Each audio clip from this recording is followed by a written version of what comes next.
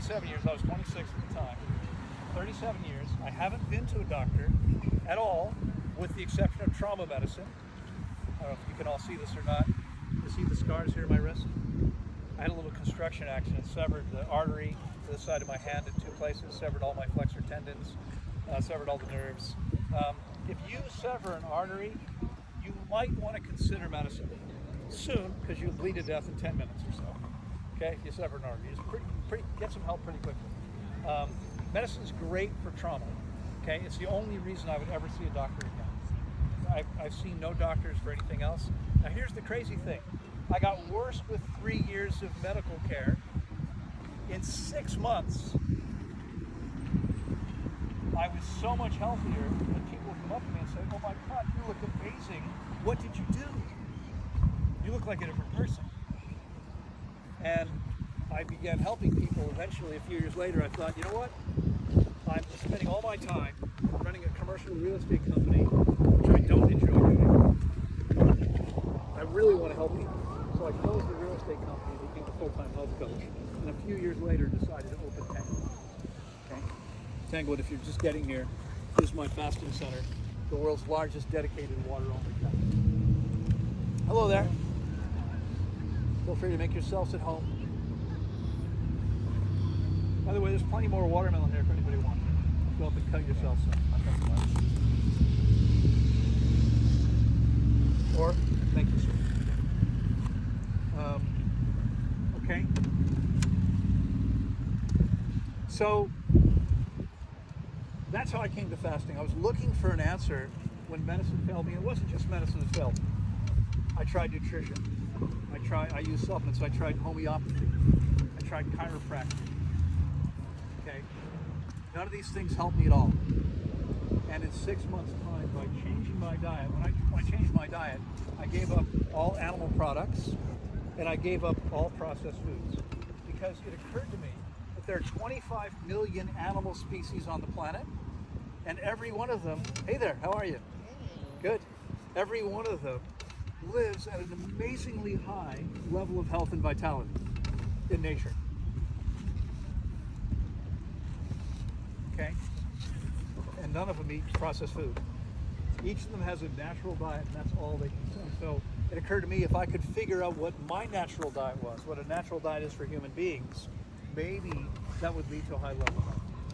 Okay, and that's what I did, and I've never looked back. Okay? In fact, not only have I now helped more than 15,000 people create amazing levels of health, but I haven't been sick one single day in 37 years. Okay, not a day. And nobody needs to be sick again. If you're willing to do what you need to do, okay, you get the garbage out of your body, you get yourself hydrated, that's all you have to do. You don't have to worry about your weight takes care of itself. That's what happens. It just happens all by itself naturally. Okay, you don't have to worry about anything else. I've got 6 siblings. I had to count for a minute. I've got 6 siblings. I've got 5 sisters and a brother. We're actually 2 litters. My parents had 4 of us. My father and his second wife had 3 more. All 6 of my siblings wear glasses. My vision's still better than 20/20. Nothing special about me. I've done the work that nobody else has been willing to do yet. Okay? So, I told you about the diet, and it's really simple. Keep it as clean and simple as you can. I mean, this is something, if this is the only piece you get from this, there's a natural diet for our bodies. Our systems are almost identical to the chimps and bonobos who live on fruit and soft leaves. That's what we're meant to eat. That's all I eat most of the time. There's really nothing else that belongs in our bodies. Okay? If you want to be as healthy as you can, that's a piece you can start doing right now, because every one of us can go get that. Fasting is a little bit different. Again, every species, when it's sick enough or badly enough injured, will lay down and stop eating. And how many of you have seen this happen? Hey, Nikki, how are you, man? Good to see you. Yeah.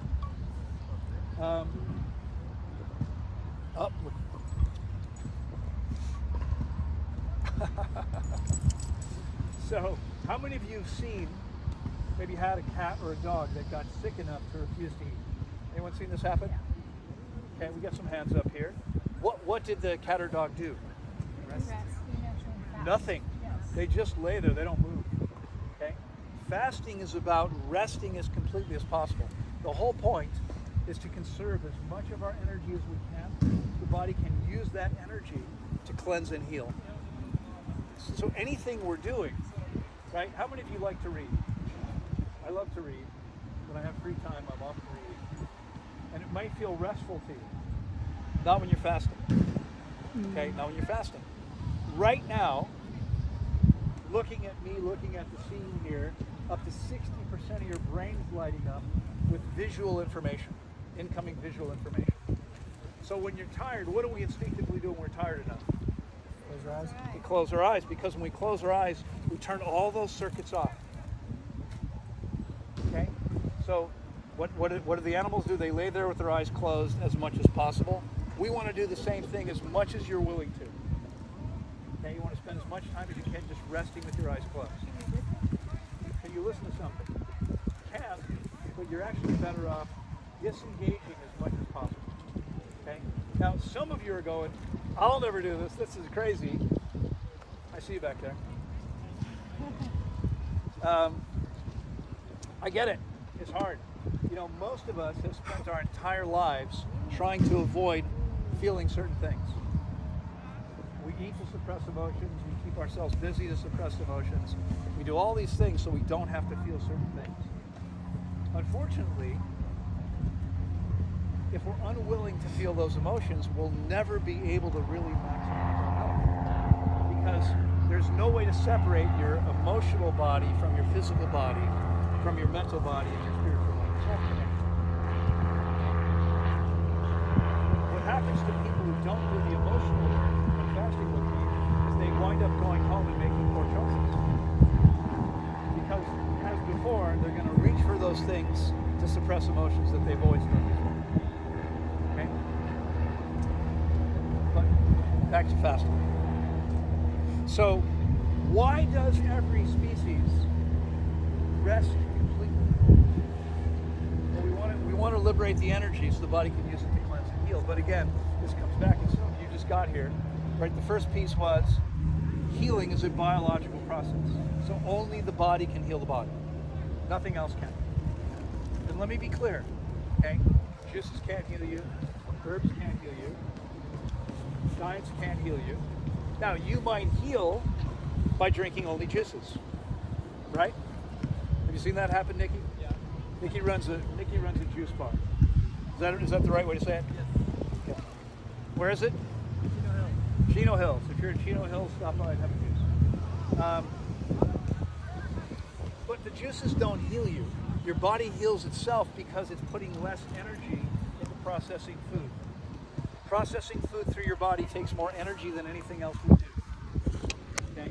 So if the lighter your diet is, the less energy the body puts into processing food, the more it's able to cleanse and heal itself. Does that make sense to everyone? Okay?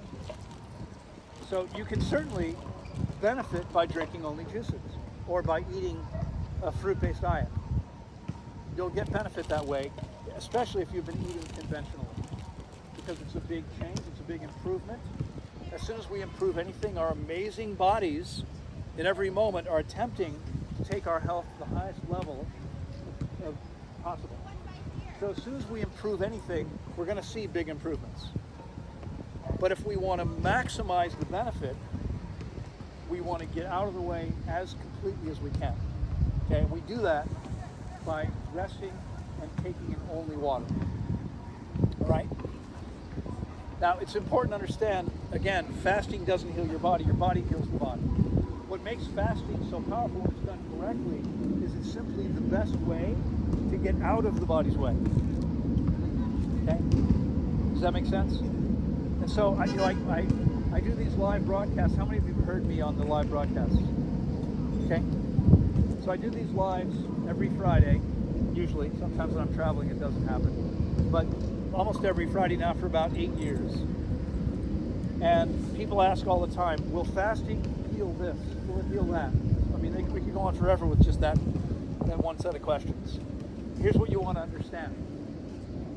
If something can heal, fasting is going to be the most efficient and effective way to get out of your body's way so that it can heal. Something that can't heal, fasting's not going to change that. It's not magic. It won't allow your body to do things it's not capable of doing. It will allow your body to do things that might be impossible without fasting. So for instance, we see things happening all the time that medicine says are impossible. And I'll give you maybe the most impossible one first. Okay, I have a client who was in a terrible car accident here in California. Her fault. She was texting and drove off the road, rolled her car, and broke her neck. Paralyzed from here down. She could move her arms, but she couldn't use her hands. Quadriplegic. She has 24-hour care. She's in bed. She's currently in the Philippines. She wants to come back to California. She's Filipino, but by the time I met her, it had been 4 years and 3 months when she fasted with me.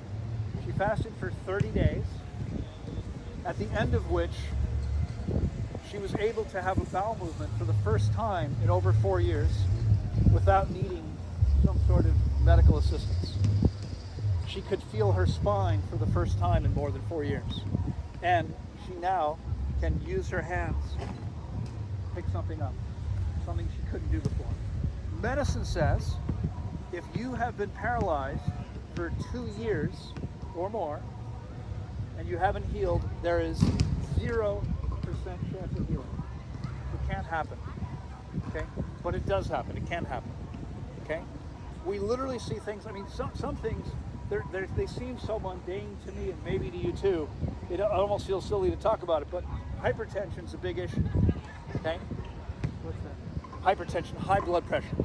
So if you know people over 60, most of them have high blood pressure at that age. And the reason why is because the way people eat, we're constantly depositing plaque into the arteries, into the blood vessels. And that raises blood pressure because your arteries are meant to be flexible, elastic, to be able to dilate and constrict as necessary. Anybody know what atherosclerosis is commonly called? Hardening of the arteries. Because when the arteries are lined with plaque, they're not elastic anymore. That means when they need to constrict and they can't, pressure goes up. Okay? So medicine says if you have hypertension, high blood pressure, you will be on medication for the rest of your life. Anybody heard that before?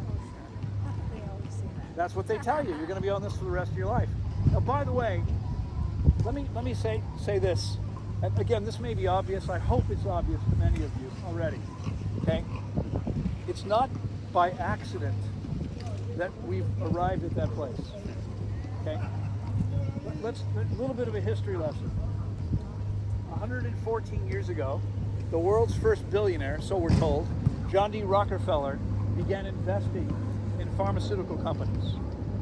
Now, he wasn't a billionaire 114 years ago because he was stupid, okay? And he didn't take chances. He stacked the deck in his favor. So what he did was, he took control of the American Medical Association, okay?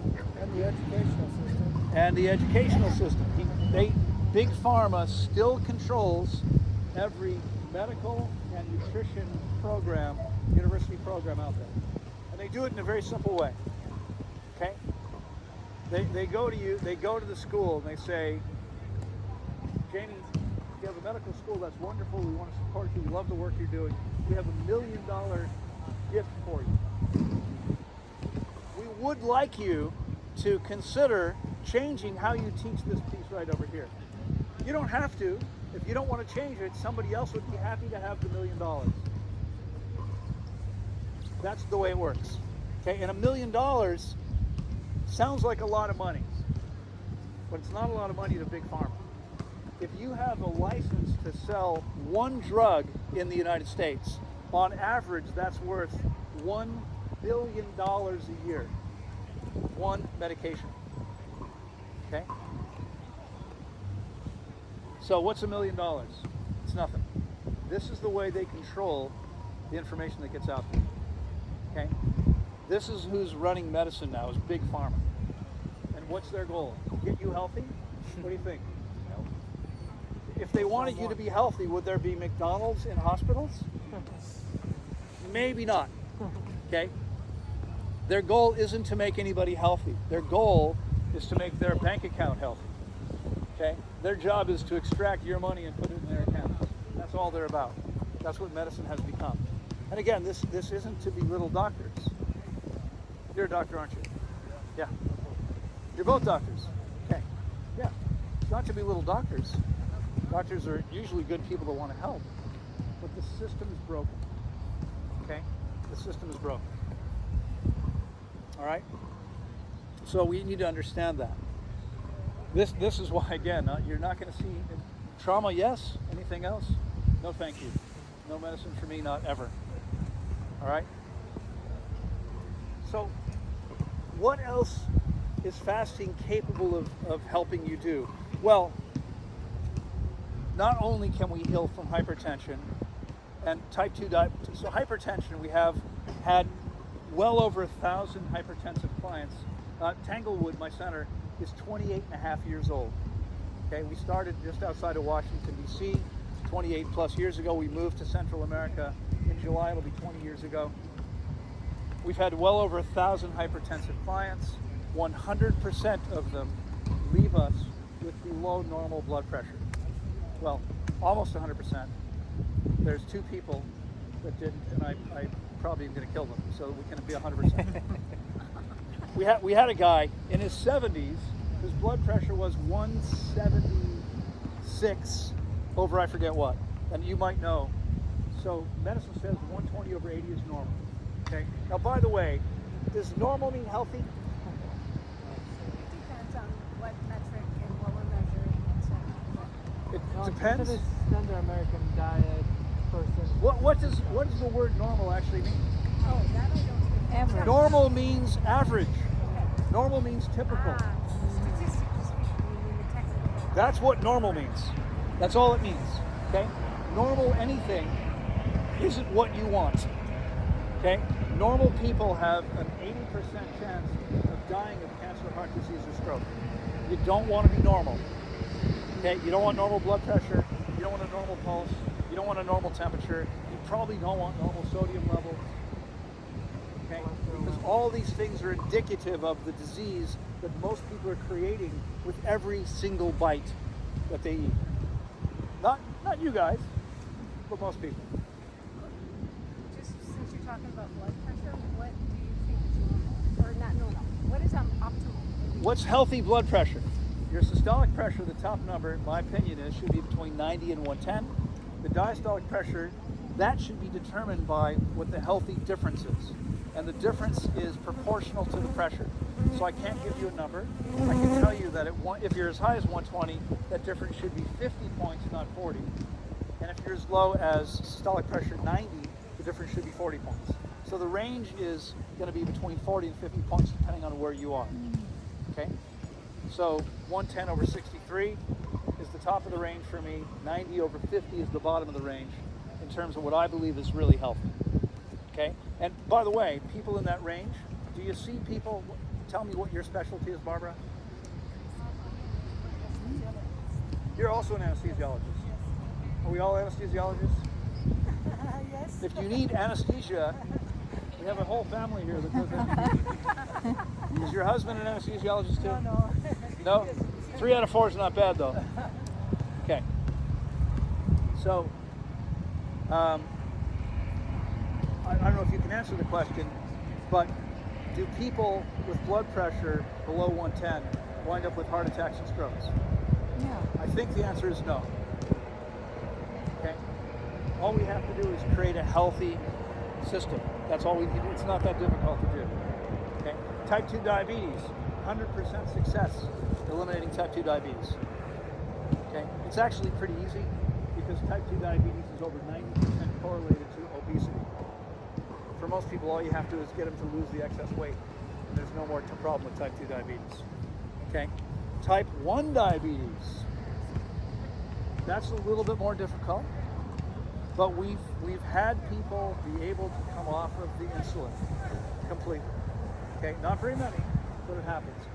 everybody, every type 1 diabetic, we've had maybe 30 of them now, everybody is able to use much less insulin than they were able to use before. And that's important, okay? Because having excess insulin in your bloodstream is not a good thing, right? Not a good thing. We don't want any more than we need to. You know, and most of us, our bodies are constantly monitoring the sugar level and secreting tiny amounts of insulin as we need it, okay? But with someone who takes insulin because they're type 1 diabetic, or they take thyroid hormones because they're hypothyroid, what happens is different. And let me explain it to you this way. I have a watch which is 75 years old, and it doesn't work, but it's still right twice a day.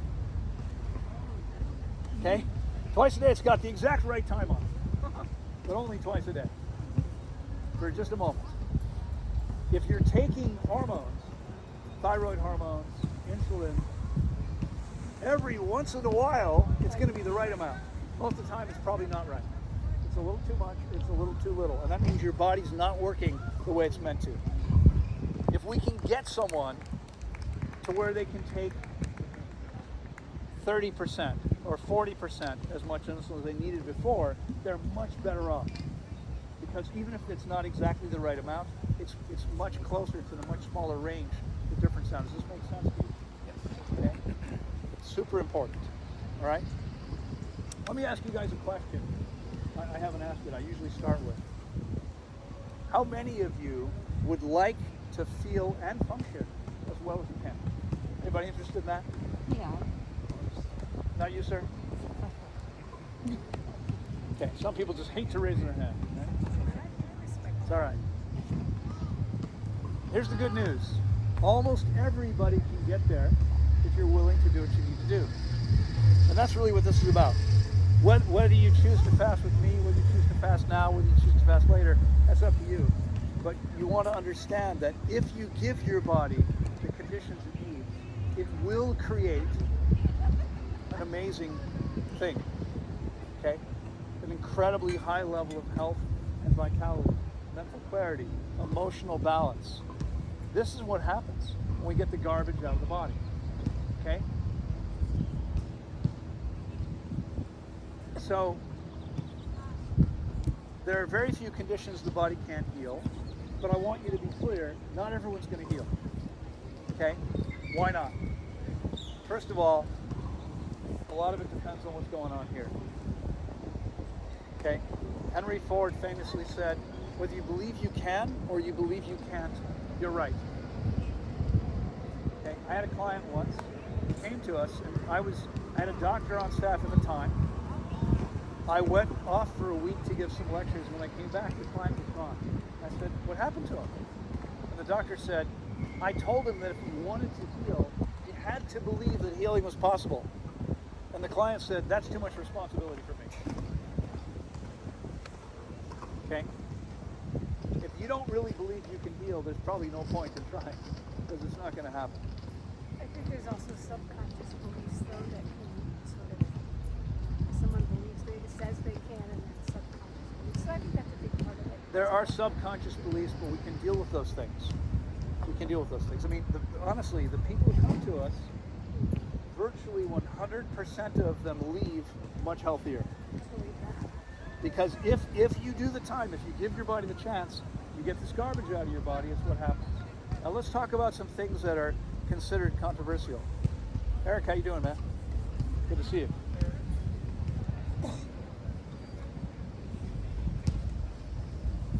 How many of you have heard the term mucoid plaque? Oh, look at that. Lots of hands. Okay, because there are a lot of people out there that say it doesn't exist. Okay? It doesn't exist. If you're not familiar with the term, mucoid plaque is the term for old hardened waste in the digestive tract. Okay? When people fast with me, if they can follow simple directions, every day what happens is there's a nurse and a physician's assistant on staff. So if you fast with me at Tanglewood, and by the way, I also work with people remotely, for people that can't or don't want to travel for some reason. But if you fast with me at Tanglewood every day, We're going to measure your blood pressure, your pulse, your temperature, your blood oxygen saturation, your weight, your body fat, your hydration level, your muscle mass, and that's it right now. We'll soon be starting to look at some other things too. We're looking at other equipment. My goal, by the way, is to measure everything we can so we can later publish as much as possible. This is what happens, okay? We want to show people, prove to people what's going on. But when people fast with me for 21 days or more, invariably they wind up eliminating many, many pounds of old hard material. This is what happens. Now let's talk about how that occurs. Why is this there in the first place? Okay? I said a few minutes ago, every species on the planet has a natural diet. Okay? What I said to you, if you were here, was our natural diet is fruit and soft, tender leaves. Now, fruit and leaves have two things in common. They all have high water content and high fiber content. And we need things with high water and high fiber content. Some of you, I hope nobody here, but some of you have probably heard about people who are now eating a carnivore diet. Have you heard of that? They only eat meat. They only eat meat. I remember, how many of you have been on YouTube? Has everyone been on YouTube? Everyone's been on YouTube, right? You probably, if you read comments, you know there are haters, right? So there are people who will post on my videos and say, "You look amazing. What are you, like 150?" Yeah, no, Right? Right? Someone once messaged me and said, "You don't look very good for your age. Here's someone who looks much better." And they sent me a video. She was a Filipino woman. At the time, she was 50. She was gorgeous, okay? And he said, "You only me. Send me this video." So I watched this video, and here's this woman saying, "Oh, I only eat meat. Here's my meal is this big chunk of red meat, and here's dessert." And she pulls out a 1/4-pound stick of butter. Oh my God, disgusting, right? This is all I eat. She said, "I only have a bowel movement every 10 to 14 days, but that's because my body absorbs everything I eat." that's what they tell you to. Right, Carnivores have yeah. a bowel movement within 2 to 4 hours of their meal every time, because when you eat a high protein diet, there's toxic byproducts. They have to eliminate it. We got some dog people over here. Dogs are actually omnivores. How soon after the dog eats does it poop? Pretty often, pretty soon. Nick, same? Twice? Okay. Okay. They poop pretty quickly after meals. And the reason why is very simple. If we have a 500-pound tiger, a carnivore, obligate carnivore, dogs don't have to eat meat, cats have to eat meat. Okay, they can't be healthy without it. If you own a cat, I would suggest if you don't want to give it meat, you should give it to someone who will give it meat, because that's what they need to be healthy. Okay? A 500-pound tiger has a digestive tract from mouth to anus that's 12 feet long. Anybody know how long your digestive tract is? 36. Roughly 32 feet. Is that about right? Roughly 32 feet. Okay? So, Jamie, do you mind saying how much you weigh? 120. So the tiger is more than 4 times bigger than Jamie. But Jamie's digestive tract is 2.5 times longer than the tiger's. That's because we're meant to eat things that create no toxic waste products. So they can go in here and they can come out the other end 8 to 12 hours later. That's what should happen, 8 to 12 hours later. That is not what happens, by the way, to the average person. The average person has a 96-hour transit time. 4 days from the time they eat something to the time they wave goodbye to it. You do wave goodbye, don't you? Okay, 96 hours. That is 8 to 12 times longer than it should be. That's a problem. Okay, this is the reason why over the last 20, 25 years, 30 years, colon cancer has grown so fast. Because people are walking around with pounds and pounds of toxic waste moving through their system. Okay, stuff they never should have eaten in the first place. Because we're meant to only consume things coming back around. We're only meant to consume things that are high in water and fiber.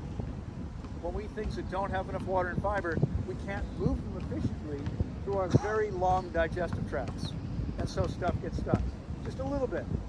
According to a paper published in Denmark maybe 10 years ago, in their study they had people between the age of 25 and 50, and the average participants had between 5 and 10 kilos, that's 11 to 22 pounds of stuff in their body. Okay? Now I started thinking, how could that happen? Like how would that work out? Here's what I figured out. If every time you eat something, a little tiny crumb-sized piece of something gets stuck, you think that's possible? You know, your small intestine, let's think about this. Doctors, most of them say, doesn't exist. How do they know that? They do colonoscopies. Nothing in there. Your colon starts in the right groin, comes up, loops over, comes across, comes down, and out. That's it. It's pretty straight. It's about as long as your height, about 6 feet in my case. Okay? All the rest of it, I mean, after the stomach, it's all small intestine. So from the bottom of the stomach, which by the way is not down here, this is your intestine. The stomach's a little higher. The stomach to the iliocerebral, what is that? A foot? Roughly 12 inches, 30 centimeters, something like that. In that space, there's about 22 feet of small intestine, which means what? It's all twists and turns. And it's 1/3 the diameter of the large. There's the large intestine, there's the small. And it's sacculated like a vacuum cleaner hose. So little things get stuck when there's not enough water and fiber to move it all through. Does this make sense to everybody? Yeah. Okay? I had a client back in November. She showed up, we had a session start on the 12th of November. She's 27 years old. She's 5'7". She weighed 99 pounds when she started. Pretty lean.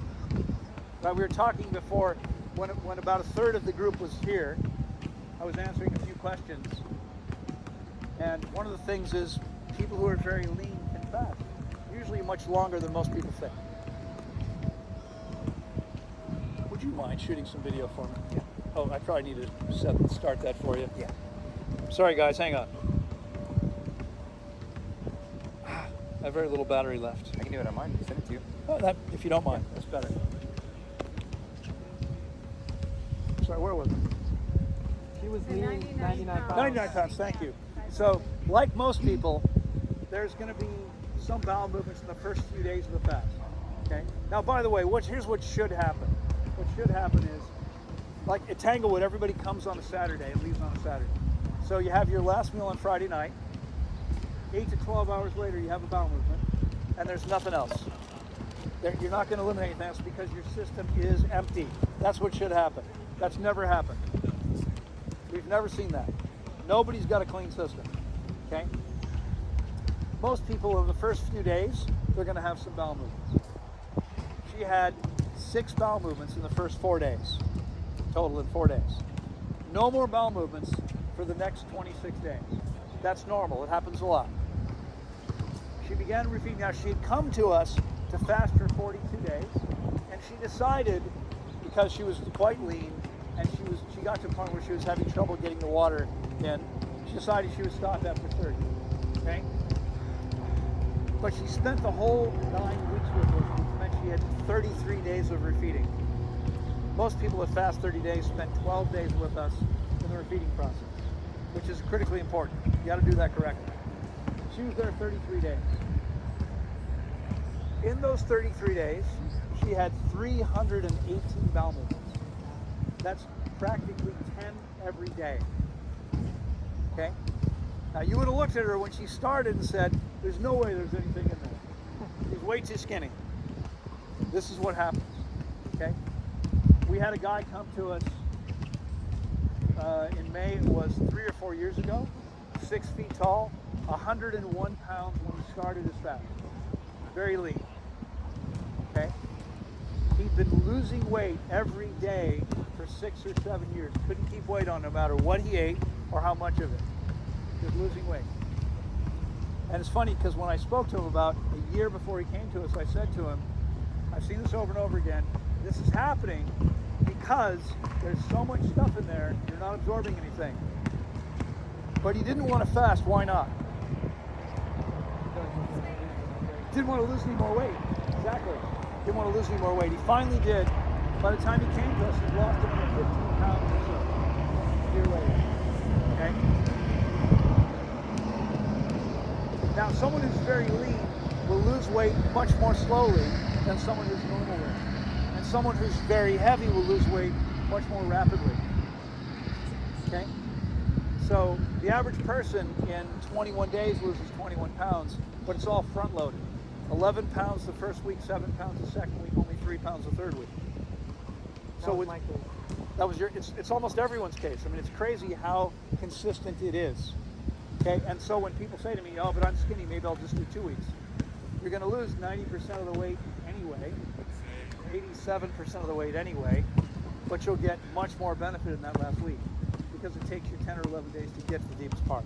Okay, so this guy got him through this process. He was pretty skinny. He was only 101 pounds when he started.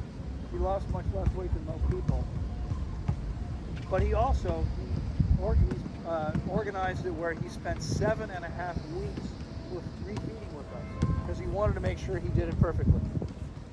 In those 7.5 weeks, he had an average of 7 bowel movements every day for 7.5 weeks.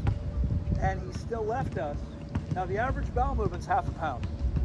So if you're having 7 a day, if they're normal size, you're losing 3.5 pounds a day. These weren't all normal size, some were smaller than that, okay? But instead of losing weight while that was happening, he left us heavier than when he arrived. He was 104 pounds, and he hadn't been able to gain weight for 7 years. Okay, he finally put the weight on. All right, it's crazy. Say again? From food, from eating properly. Yeah. From fruits. Yeah. From fruit, yes, of course, yes. Yeah, I didn't say that, but yeah. You're a good, it's a very good point, and we'll come to that later. Remind me if I forget. I'm not going to cover it again. But you know what, I will, because it's right here on my mind now. What Ruslan says is eating fruit. Eating fruit.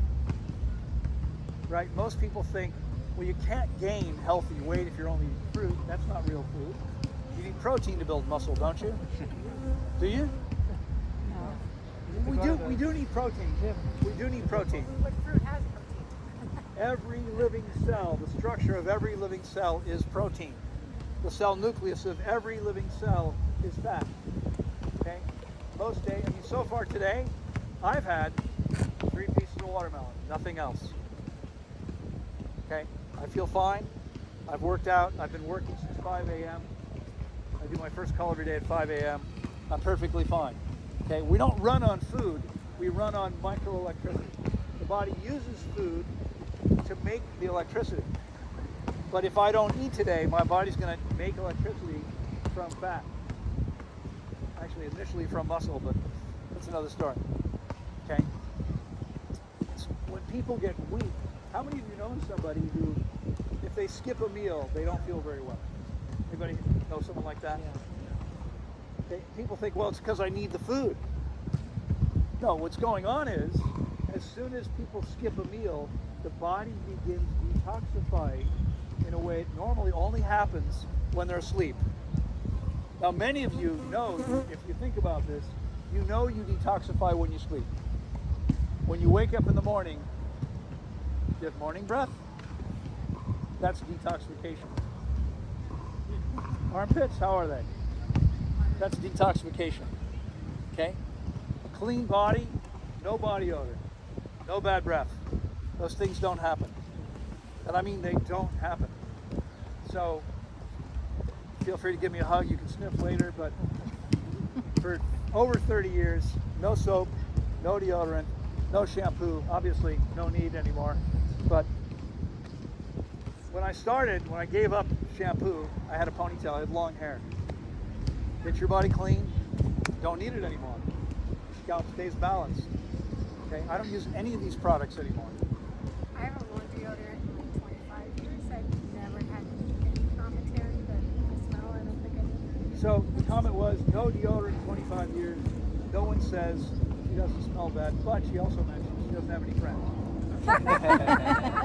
That's not true. Now here's the thing. when people show up, even though they normally don't have bad body odor, when they're detoxing, they often do. Okay, because again, it's the toxins in the bloodstream that make the body smell bad. So as people detoxify, body odor sometimes gets pretty strong. That's what happens. Okay, but it's crazy what happens in terms of building muscle. Okay, again, everything we think we know, most of it's nonsense. Okay, it's nonsense. Okay, you need a lot less food. Most people eat way more than they need to. The average American male now gets 3,700 calories a day. I get that much too. It just takes me 3 to 4 days to do it. Okay. All right.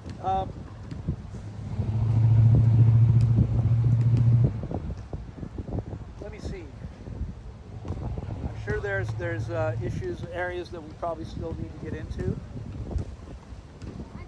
Anybody have a particular, not a specific question, but like a part of the process you'd like me to get into?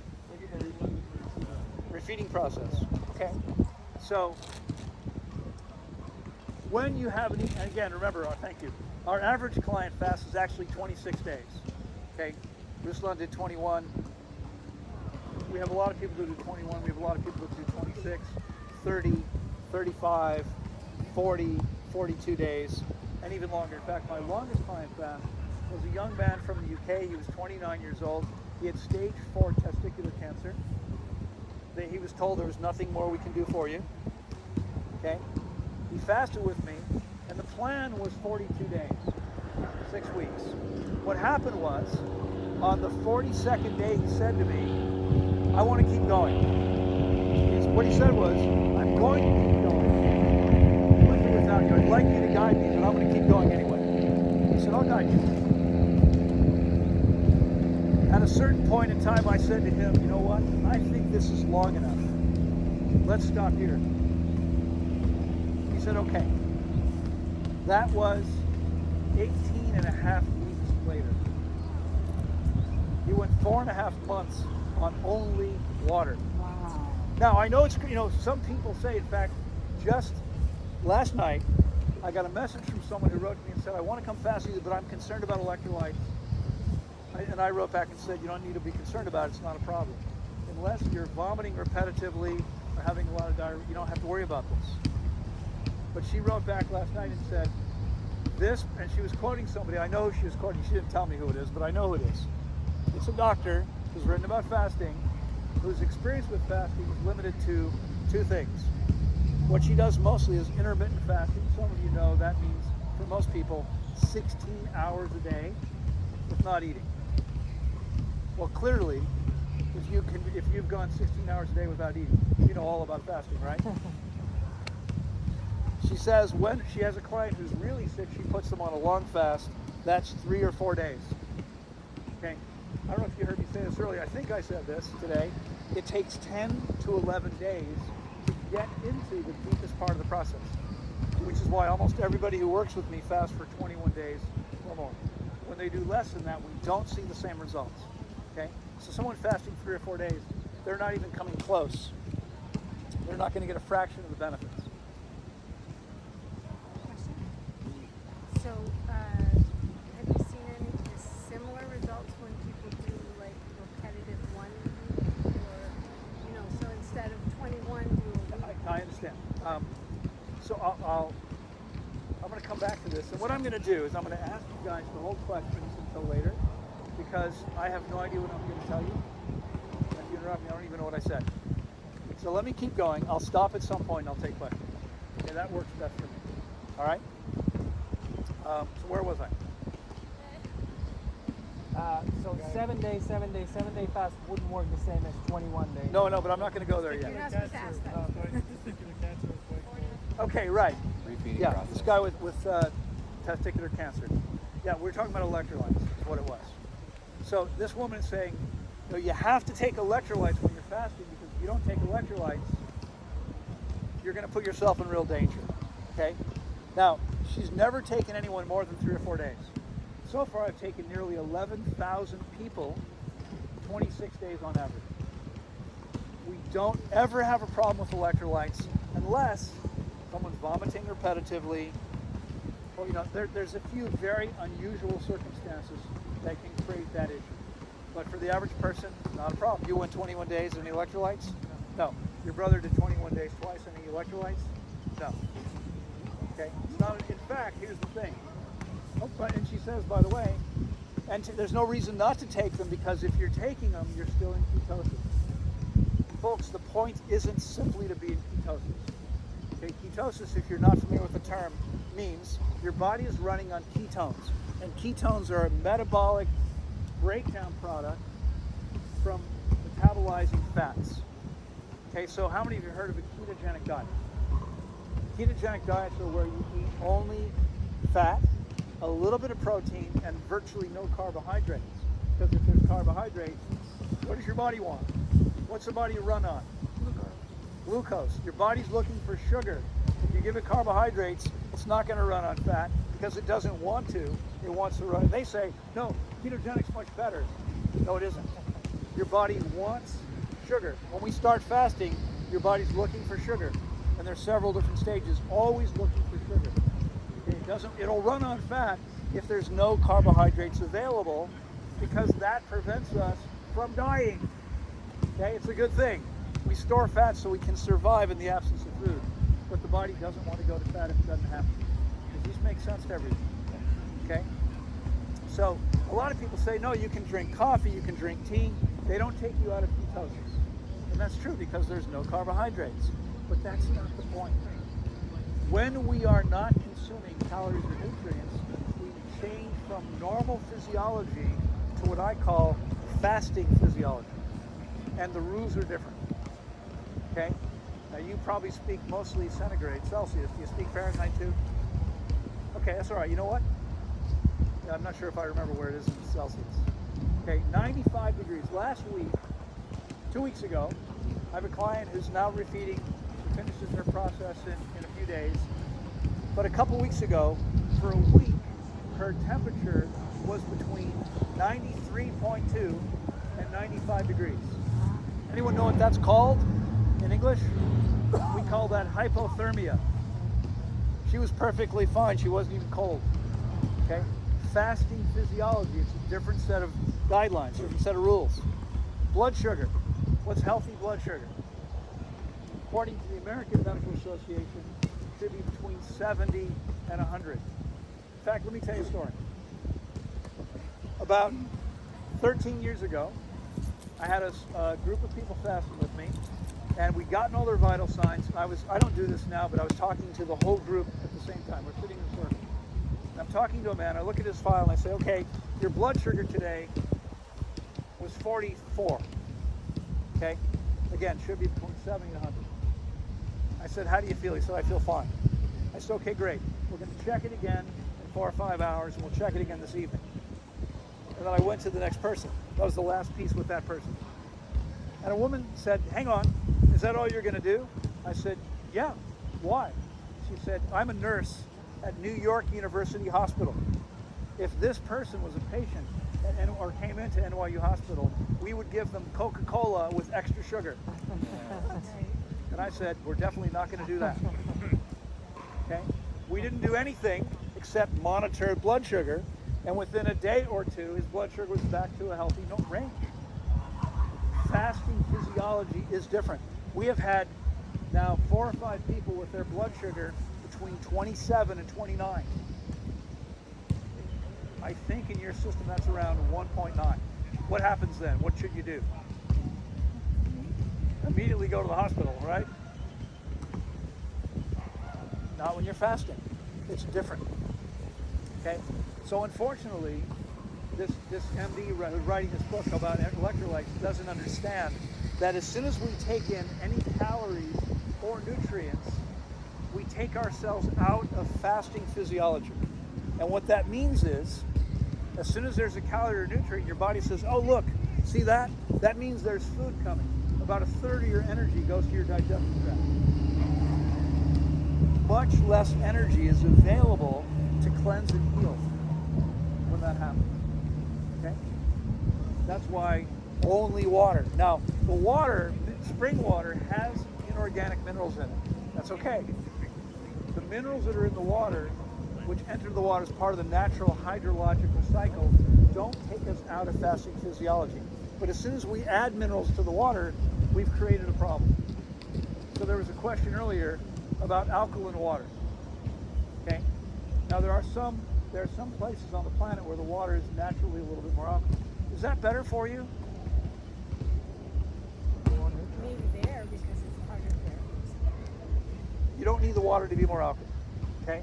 Water in nature typically runs between pH 6 and pH 8. Let me ask you a question. I think this will help. Oranges, pineapples, strawberries, kiwis have something in common. What do they have in common? Acidic. They're all acidic, which means they have a pH under 7.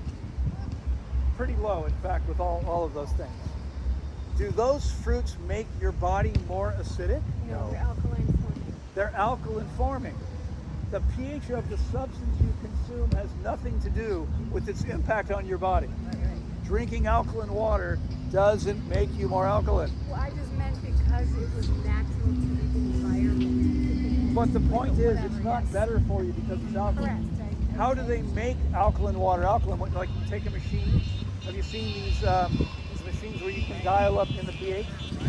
How do they achieve a higher pH? How do they achieve a higher pH? Anybody? What did you say, Ruslan? Minerals. They add minerals to the water. If you add minerals to the water, it takes your body out of fasting physiology. Don't drink that stuff. There's no benefit to you. And if you're fasting, it's not. If you're not fasting, see, when I'm drinking water, it's just water. Okay? Most of the time. If I'm in a restaurant or it's a party, maybe there's some lemon in it or something else. But if you do that all the time, when you drink water, your body sees nutrients and says what? There must be food coming. A bunch of energy goes to your digestive tract. Do you need energy to your digestive tract for a couple drops of lemon? Nope. You're wasting your energy that way. Okay? Drink your water by itself. Okay? Hang on. Does this make sense to everyone? Yeah. Okay? So remember, I don't know how much of this you know. I think a lot of you don't understand. Anybody here know anybody who's hypothyroid? Hypo means low thyroid hormones. Yes? Okay. You? You take hormones? Synthetic. Synthroid? Okay, small amount of synthroid, which is synthetic thyroid hormone. What other options do you have? Ever heard of Armour thyroid? Exactly. Some of you don't remember Armour. Most of you are too young. When I was a kid, we had lots of, you remember? Armour is a huge pork producer. Armour thyroid is thyroid hormone extracted from a pig's thyroid gland. Why does that work in your body? It actually works better for many people than the synthetic version. Why? Because it's a natural hormone and our systems are almost identical. In fact, we share over 96% of our DNA with the pig. And I know some people that are much closer.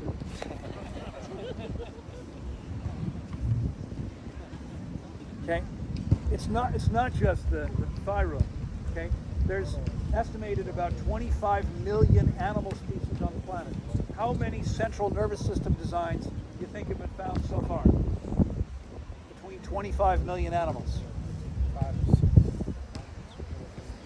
One. My understanding, one. They're all the same. This is why if you spray something on your grass to kill insects, it can kill your cat or your baby. Probably not a fully grown adult because we're much bigger. Okay? On average, we're 100,000 times bigger than an insect. So it takes a lot more of the poison. But the baby or the little animal, it's poisonous because it's the same central nervous system. If it's toxic to one, it's toxic to all.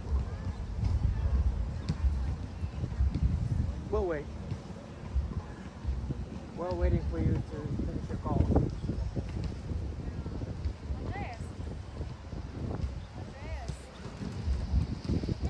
I'm trying to get somebody to come here. Come here. He said his Come friend here. was dying. All right. I'm filming for him. Yeah, thank you though. I appreciate it. So I threw myself off by interrupting. I'm so rude. I hate when I do that. No, I'm just pointing out that the similarities between our body